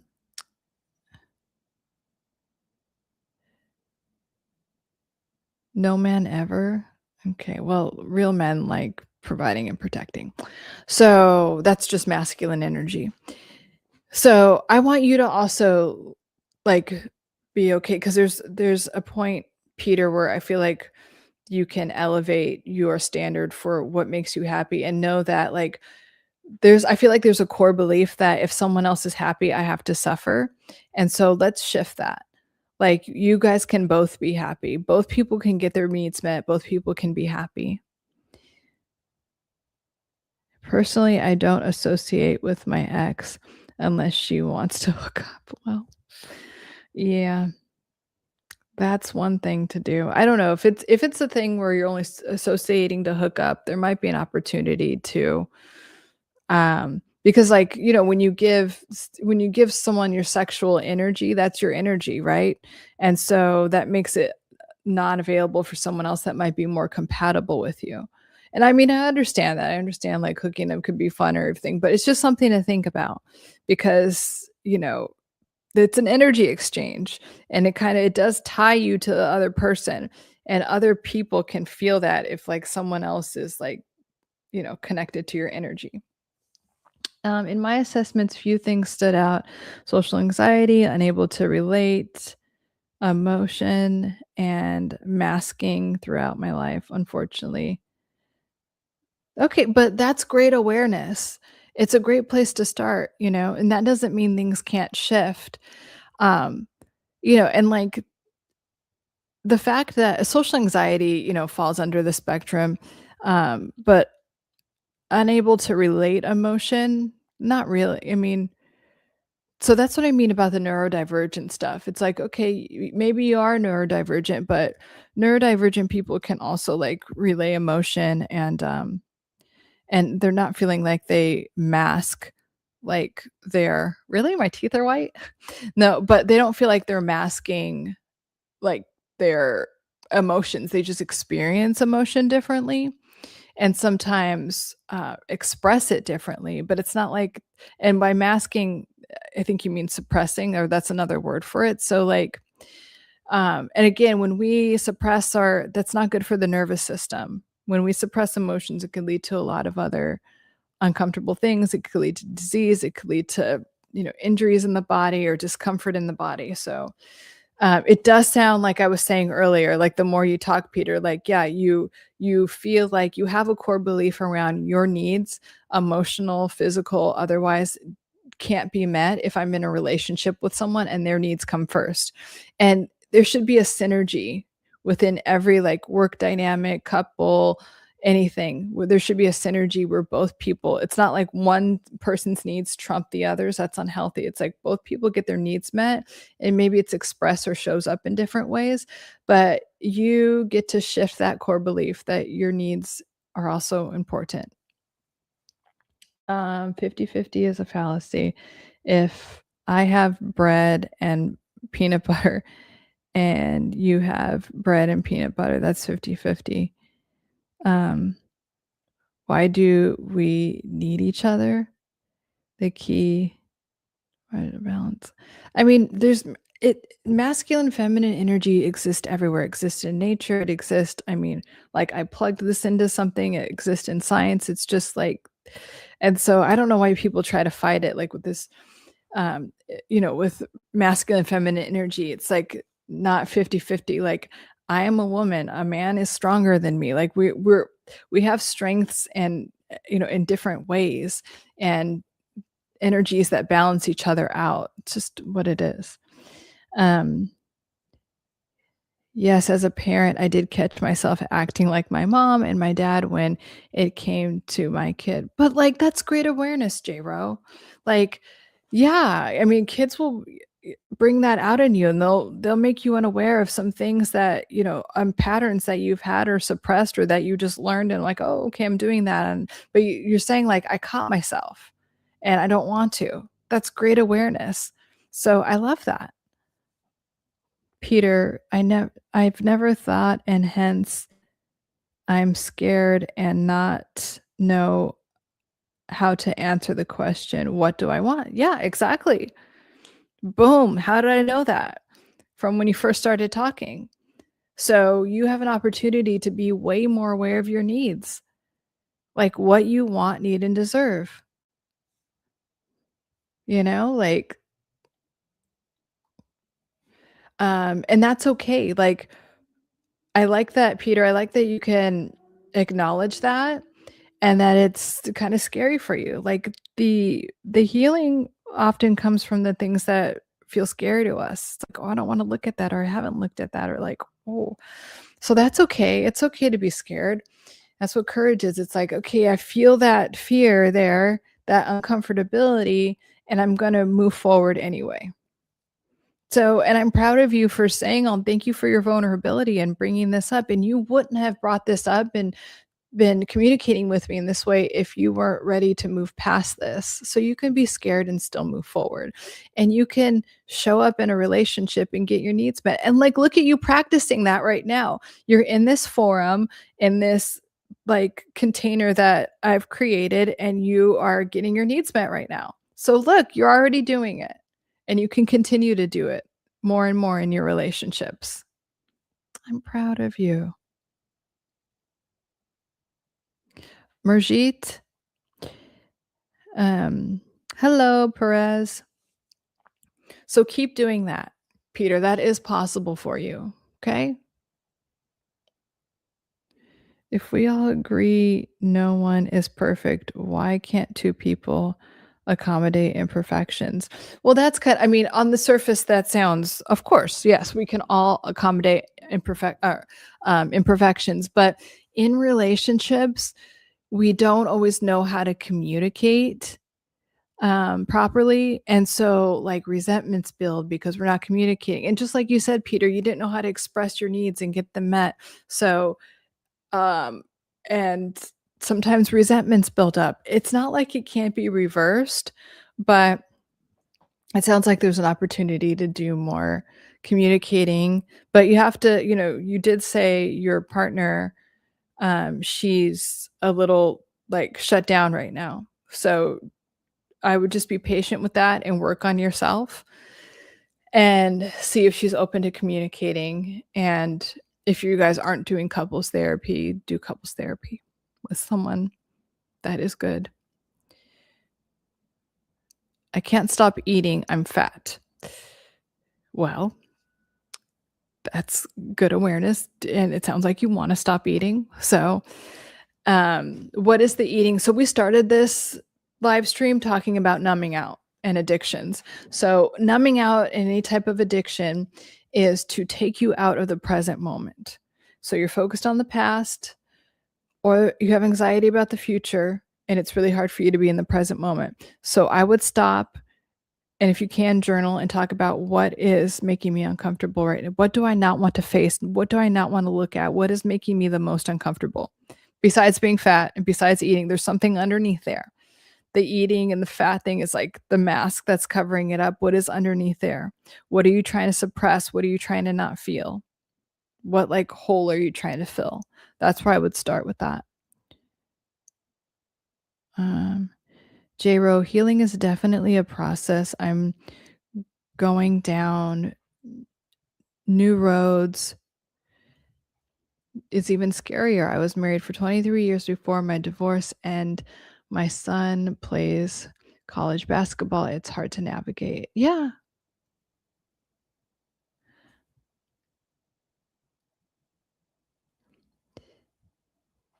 it is, and especially because it's new, J-Ro, it is hard to navigate, but it's possible. And going down new roads is scary, but can we reframe that? Can we put a reframe on that, that it's scary, but this is, and deciding that it's leading to good things, that it's leading to a better life. And I'm so grateful for that. This new road that I'm on, I don't know, I can't control it. I can't, it's not like so predictable anymore, but it's leading to a better life. And I'm so grateful for that. And if you have any type of higher power that you call God or universe or whatever, I would lean into that and be like, okay, God, I trust you to guide me. And I know that you're there and you're loving me and you're supporting me and I feel safe with you. And and then when you do that, other support systems show up in your life. Like you show up to this live stream or, other things come into place. Okay.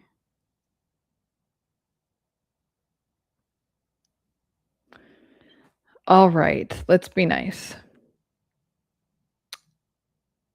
Anyway, I feel like I'm always been that way. Well, yeah, yeah, like that's what I'm saying. It's just an ingrained habit, but it sounds like you're outgrowing it, especially as you do this self-awareness, Peter.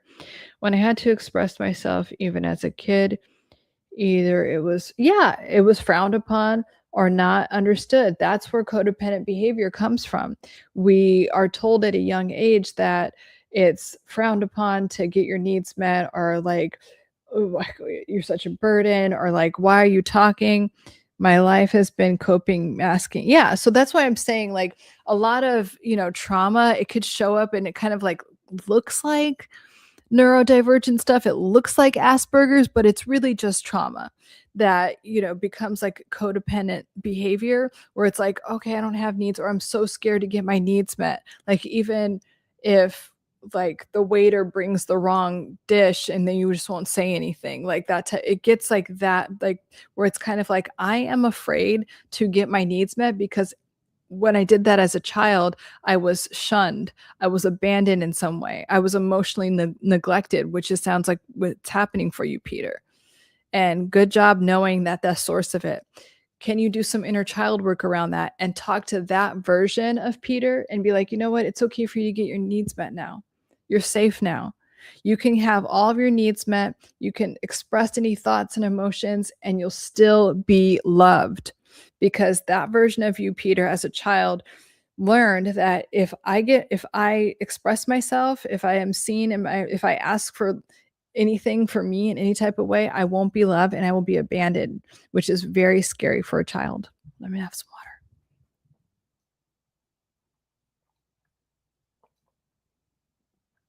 I don't like gulping sounds. I hope you didn't hear that. Um,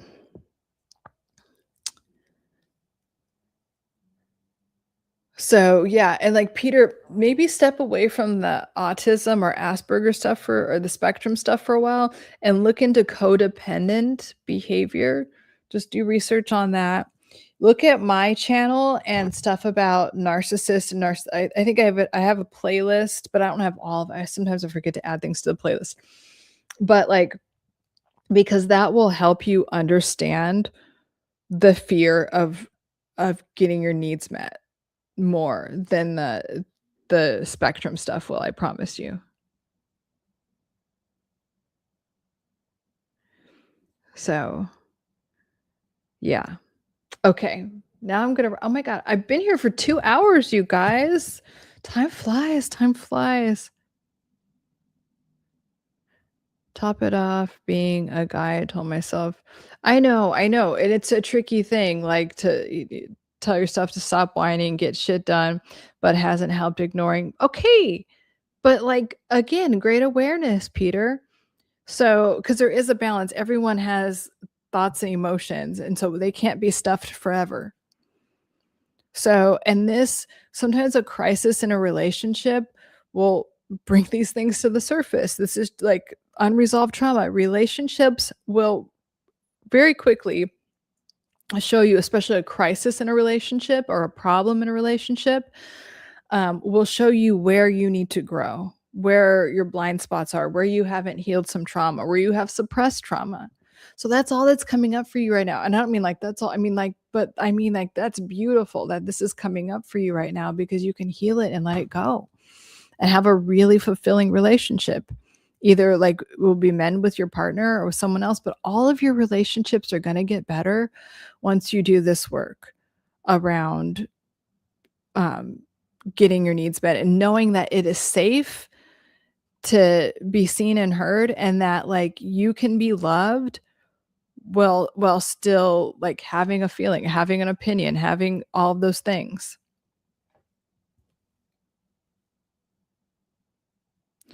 Why is it all about Peter? I have okay, I comment to make you angry. I've been answering everyone's like, let's relax. I'm turning off my air conditioner. But I am gonna wrap up soon because it's been 2 hours. Um, but I will be here again on Sunday for Soothing Sundays, and I'm already very excited to talk to you guys. I don't know what to do with my boring life. You know what? You can do with your boring life. You can watch my videos and journal about, hey, if I woke up tomorrow and I had the most amazing my dream life, what would that look like? And then start devoting your energy to that.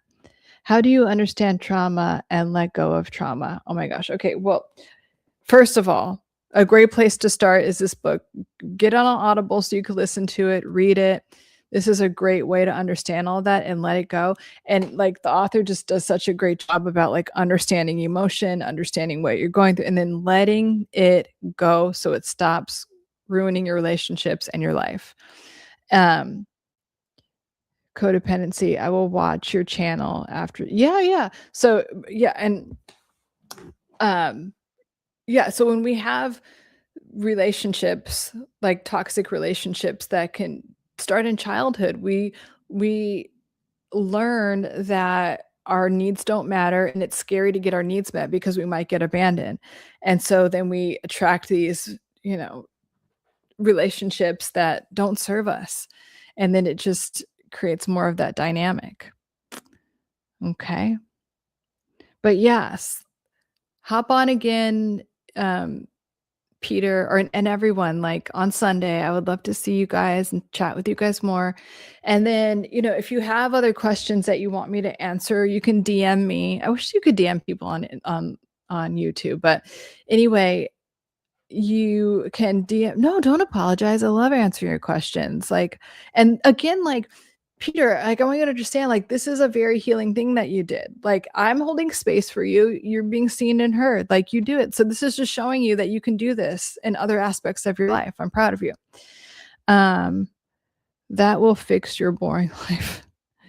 Why would you ask, Lauren? Oh gosh. Thank you, Big Pontiac. Thank you. So anyway, great chatting with you guys. Oh, and that's what I was saying, like on Instagram and TikTok, if you have like a more specific like DM that you want to send, like you can also communicate with me there. And then what I do is and if I don't like get all specific, but I'll take questions from my DMs and comments and then go live and talk about them while I'm answering yours. My Facebook is my name, Lauren Clayton. I forget that it's different. It's not Mental Health Hacker. It's Lauren Clayton. Yes, this is recorded. Every live stream I do, it's recorded. And as soon as I end the live stream, it will be uploaded to YouTube. I don't edit. I don't do any editing or anything. It's there for you to, look at. You can listen to it like a podcast if you want. Like, it's just there. So all unfiltered, just there. Can you show the book again? Yes, this is called Letting Go by Dr. David R. Hawkins. Letting Go. Actually, I'm going to write it in the comments too. I forgot to do that. That would be good.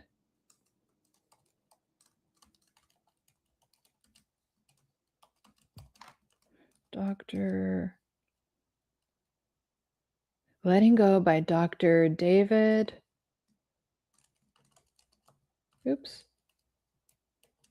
R. Hawkins. Boom. Okay. Yeah, Robert Greene is good too. Do you ever notice that when we were kids, kindergarten was so colorful with bright lights, and once we're in high school, yeah. I mean, the education system is like jail. You're very welcome. I had a comment to make you angry. You're very welcome. Let me get rid of that. Boom. Okay. All right, you guys. Love you guys so much. And I will see you guys again soon on Sunday. Bye. Talk to you guys later.